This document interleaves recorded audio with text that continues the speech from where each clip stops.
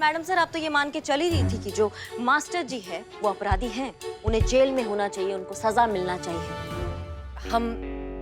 हम मानते हैं कि थोड़ी देर के लिए हम जज्बात, यही सारा टंटा है जज्बात का। आप और आपके जज्बात। कोई अपनी जगह से नहीं हिलेगा। कौन हो तुम? बहुत बड़ी गलती कर दी तुमने।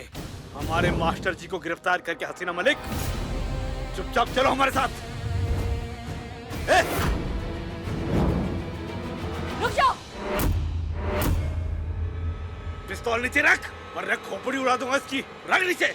मैडम सर, आप क्या सोच रही? गोली चलाइए, इसको बताइए थाने में आके ऐसे कानून को हाथ में लेने का क्या अंजाम होता है। चलाइए गोली मैडम सर। करिश्मा सिंह, हम गोली नहीं चला सकते। नहीं मैडम सर, गोली मारिए आप। करिश्मा सिंह, आप नीचे रख। मैडम सर, आप नीचे मत रखिएगा बंदूक, आप मारिए गोली, मारिए। पिस्तौल नीचे रख। रख पिस्तौल नीचे। ठीक है, रुको। तुम हमें साथ ले जाना चाहते हो? हम चल रहे हैं तुम्हारे साथ, तुम इन सबको छोड़ दो। नहीं मैडम सर, आप गोली मारिए, आप हमारे बारे में मत सोचिए। करिश्मा सिंह, आप चुप रहिए, छोड़ो उन्हें। मैं कह रहा हूँ रख पिस्तौल नीचे।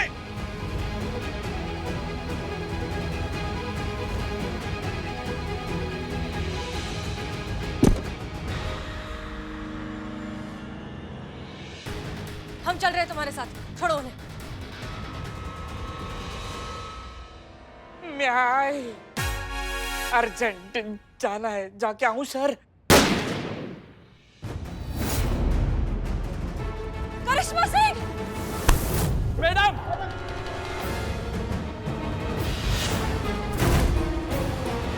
करिश्मा मैडम! चुप।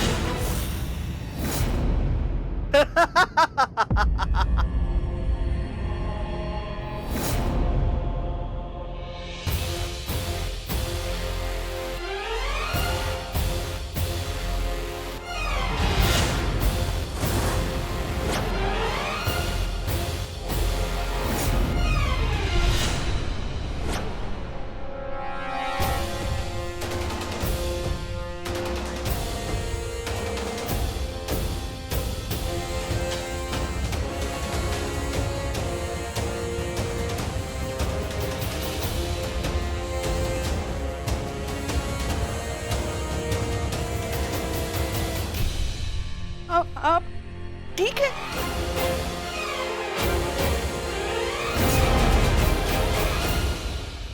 ये सब क्या है करिश्मा सिंह? एक छोटा सा नाटक था मैडम सर। ये ऐसा नाटक? जी पुष्पा जी, मैडम सर को इस बात का एहसास दिलाने के लिए कि कभी कभी जज्बात में वो गलत फैसले भी ले लेती है। मैडम सर, आपको बिना किसी की परवाह किए अपना फर्ज निभाना चाहिए था। बेधड़क बेझिझक इस इंसान को शूट कर देना चाहिए था, लेकिन आपने नहीं किया। आपने अपने जज्बातों को कानून से ऊपर रखा। करिश्मा सिंह, उसने आपके सर पे बंदूक रखी हुई थी, हमने जो कुछ किया आपकी जान बचाने के लिए किया। और इनकी जान का क्या मैडम सर? इनकी जान भी तो जा सकती थी ना। आपके जज्बातों के कारण आज इनका लाश यहाँ पे पड़ा होता, लेकिन नहीं, आपके जज्बात हमेशा कानून के ऊपर। कैलकुलेट करके इन्वेस्टमेंट किए जाते हैं, जज्बात नहीं करिश्मा सिंह। उस वक्त आपकी जान खतरे में थी, हमने वही किया जो हमें सही लगा, जो हमें करना चाहिए था। ताकि 100 लोग मर जाएं, बेकसूर लोग मर जाएं, उससे कोई फर्क नहीं पड़ता है। आपके जज्बात का झंडा हमेशा लहराना चाहिए। हमारा तो पता नहीं करिश्मा सिंह, लेकिन फिलहाल आप कुछ ज्यादा ही जज्बाती हो रही हैं। जज्बात में आकर वो गलती मत कीजिए जो हमने की। सबको साइड में रखिए और वो कीजिए जो एक होनहार और काबिल ऑफिसर को करना चाहिए, अपनी ड्यूटी। हमारा जांच पूरा हो गया है, थाने का सीसीटीवी फुटेज भी ले लेंगे। राजेश और सुरभि अपना बयान आज दर्ज कर देंगी। आप सबके सहयोग के लिए बहुत बहुत धन्यवाद। जय हिंद।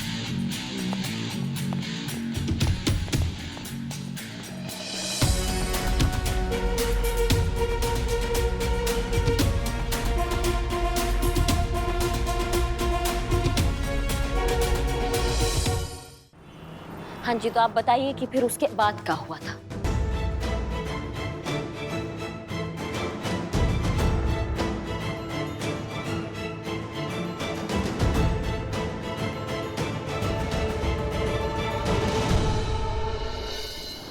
एसआई करिश्मा सिंह ने मास्टर जी और सुरेंद्र यादव की गिरफ्तारी पर अपनी जांच पूरी कर ली है और अपनी रिपोर्ट डिपार्टमेंट को सबमिट कर दी है। और ये रही वो रिपोर्ट।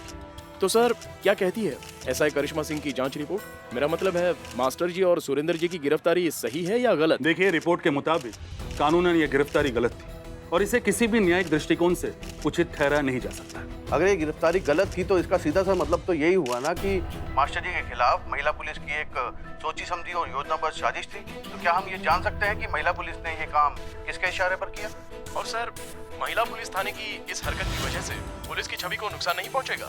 मेरा मतलब है कि आम आदमी का तो पुलिस पर से भरोसा ही उठ जाएगा। देखिए, ये कोई साजिश नहीं है, गलती हुआ है जो नहीं होना चाहिए था। मैडम, आप ये पूरी बात विस्तार से समझाएंगी?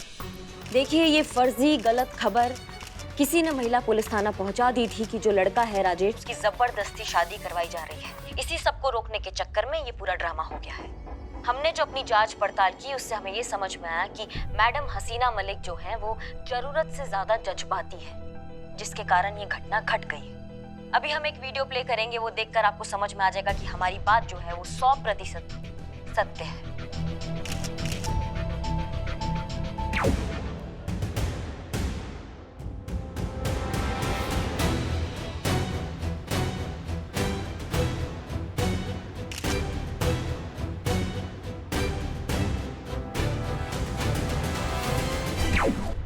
ऐसे थाने की आवश्यकता क्या है समाज को, जहां तथ्यों की प्रामाणिकता जांचने की बजाय भावुक होकर फैसले किए जा रहे हैं? हाँ सर, बताइए प्लीज बताइए। Silence please. जी प्लीज। देखिए, हम जनता की भावनाओं का पूरा सम्मान करते हैं और इसलिए डिपार्टमेंट ने यह फैसला लिया है कि महिला पुलिस थाना अमीनाबाद को बंद कर दिया जाए।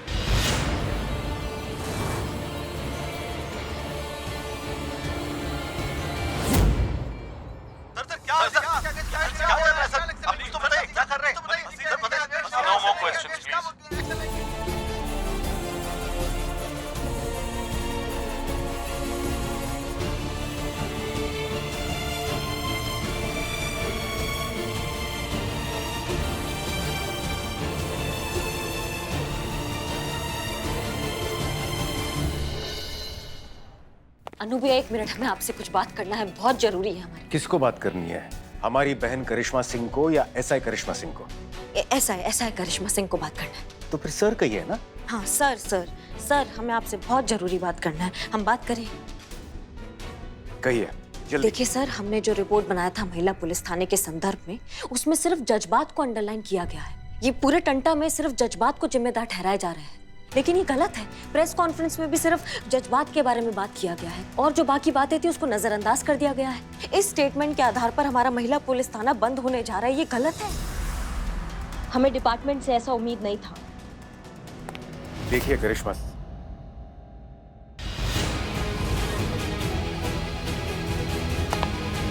जय हिंद सर।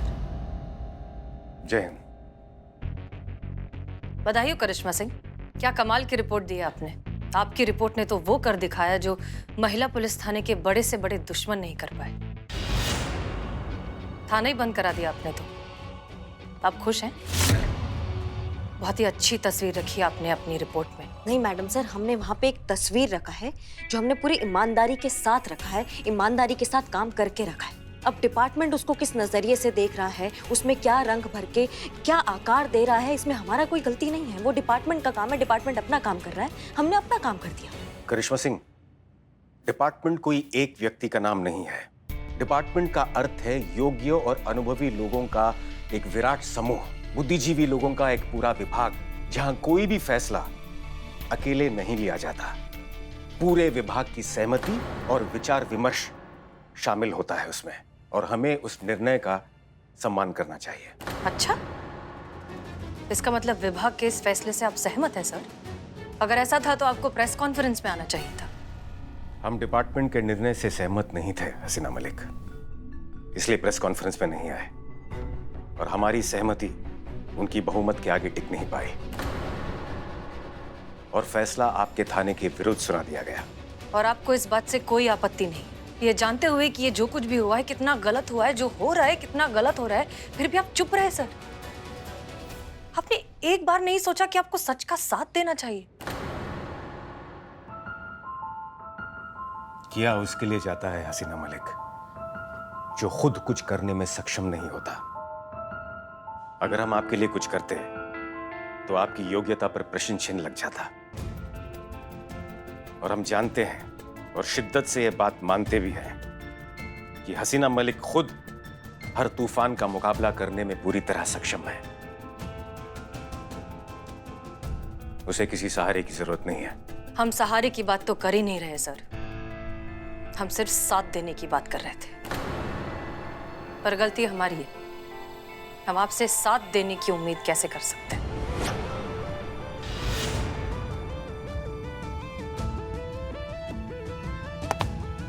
जय हिंद। हसीना जी, 1 मिनट।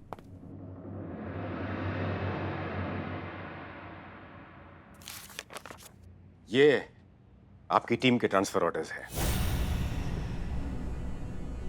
और हमने इन सभी ऑर्डर्स पर 10 दिन के बाद की तिथि लिखी है। जिनको जहां ट्रांसफर होना है 10 दिन के बाद ही होना है। और जहां तक हमने सुना है, बनाने वाले ने तो पूरी सृष्टि 7 दिनों में बना डाली थी। ये तो फिर भी 10 दिन है।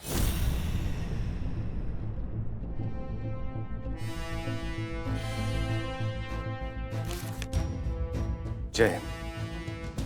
जय हिंद।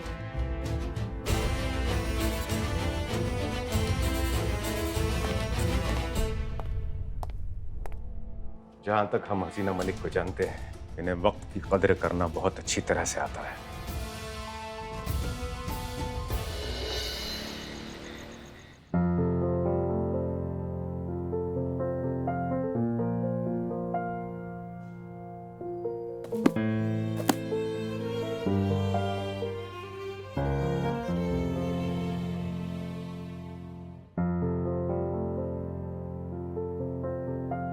संतू जी, चीते, तुझे जुकाम है? नहीं संतू जी, रो रहे।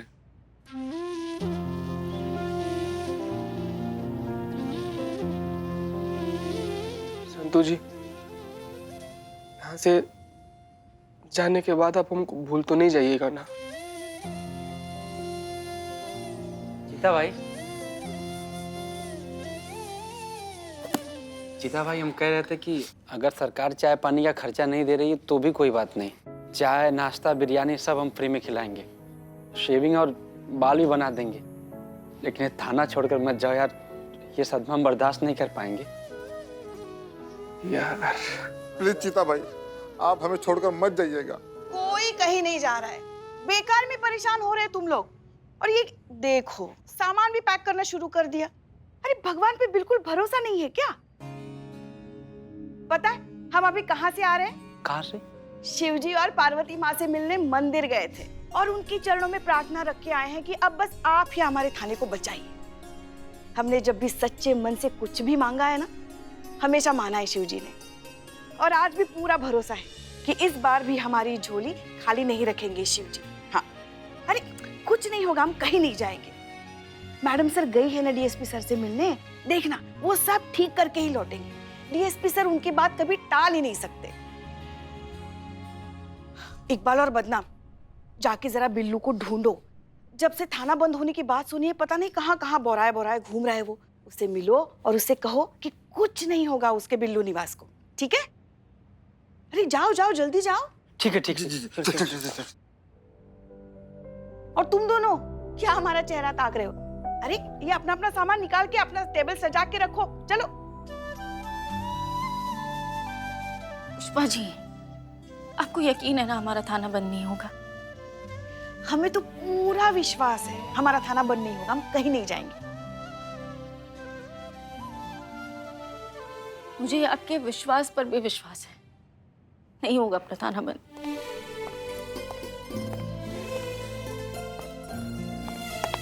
जय मैडम। प्रशांत, क्या हुआ? बात होगी आपके डीएसपी सर से?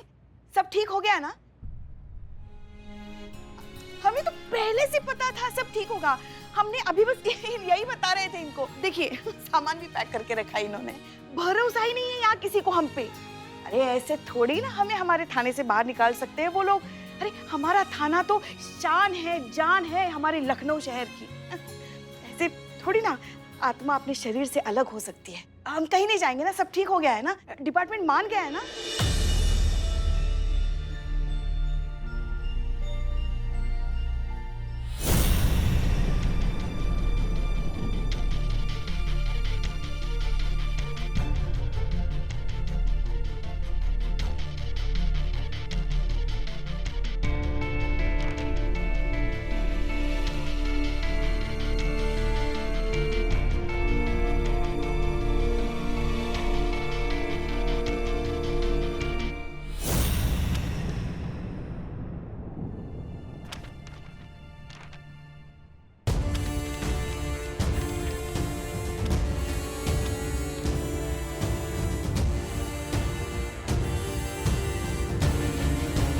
शिव जी,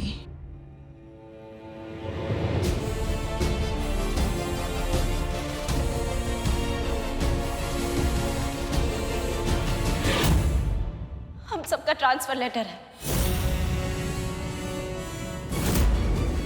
पुष्पा जी,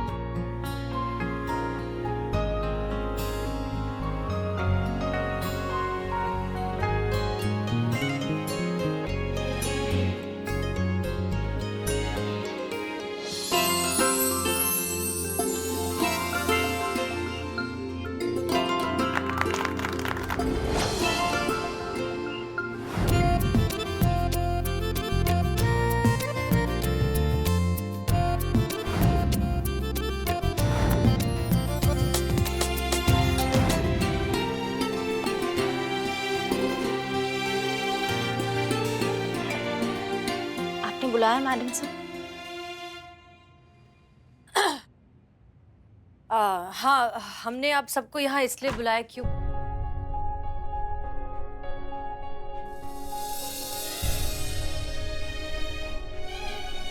हमारी वजह से ये सब कुछ हो रहा है, पर हम इनकी हिम्मत टूटने नहीं देंगे।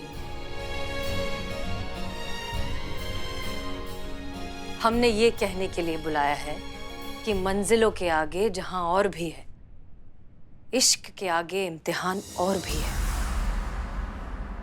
सिर्फ ट्रांसफर ही तो हुआ है, सिर्फ जगह ही तो बदली है, बाकी सब तो वैसा ही रहेगा। ये वर्दी वैसे ही रहेगी, और जहां वर्दी वहां ड्यूटी, और जहां ड्यूटी वहां हम। हम जानते हैं कि हम सब कहीं भी ट्रांसफर हो जाएं, लेकिन हम सबका काम तो वही रहेगा ना, कानून की हिफाजत, अन्याय के खिलाफ लड़ाई। और हम बहुत अच्छे से जानते हैं आप लोग कहीं भी जाए आप ये काम बहुत अच्छे से करेंगे। सो चीयर अप। कभी कभी अपना घोंसला छोड़ना पड़ता है अपनी परवाज की जद नापने के लिए। इसे एक नई शुरुआत समझिए। हमारे अब्बू ना हमसे एक बात कहा करते थे कि एक काबिल इंसान कभी भी अपनी पोस्ट नहीं चुनता, एक पोस्ट अपने लायक काबिल इंसान चुनती है।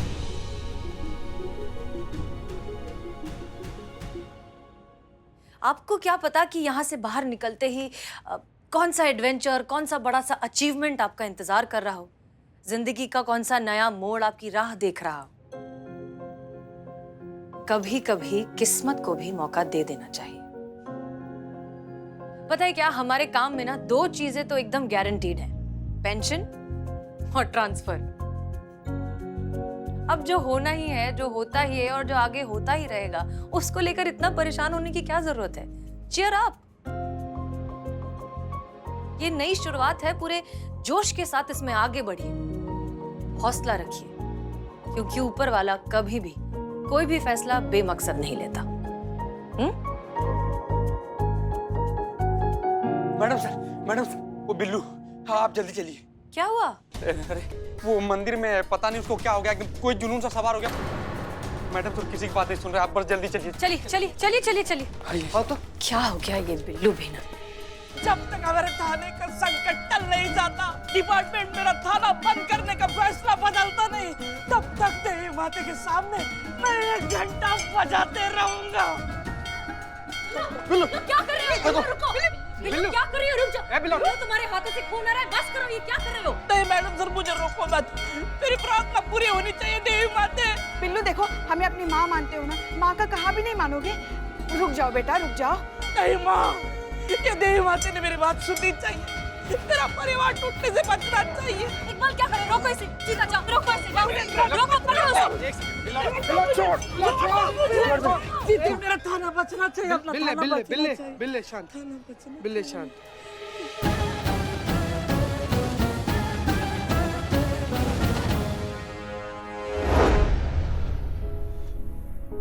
बिल्लू क्या है ये? ऐसा कोई करता है क्या? मैडम सर, पिताजी क्या होते हैं ये समझने से पहले ही पिताजी मुझे छोड़कर चले गए।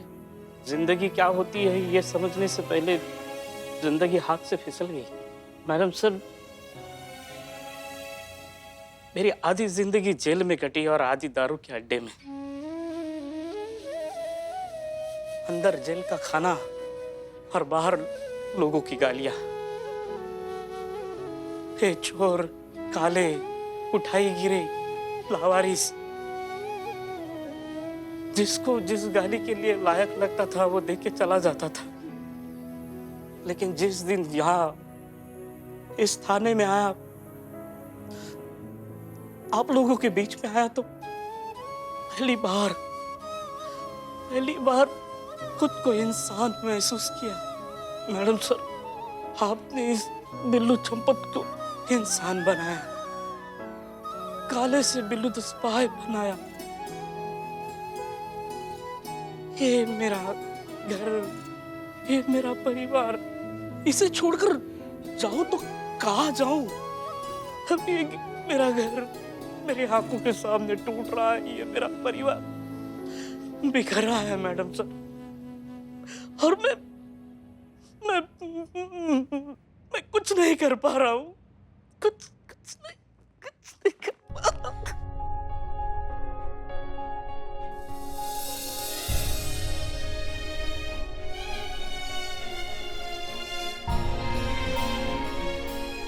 ऐसे अगर सब टूट गए तो आगे जिंदगी में कुछ नहीं कर पाएंगे। हमें अपनी टीम को बिखरने से रोकना होगा।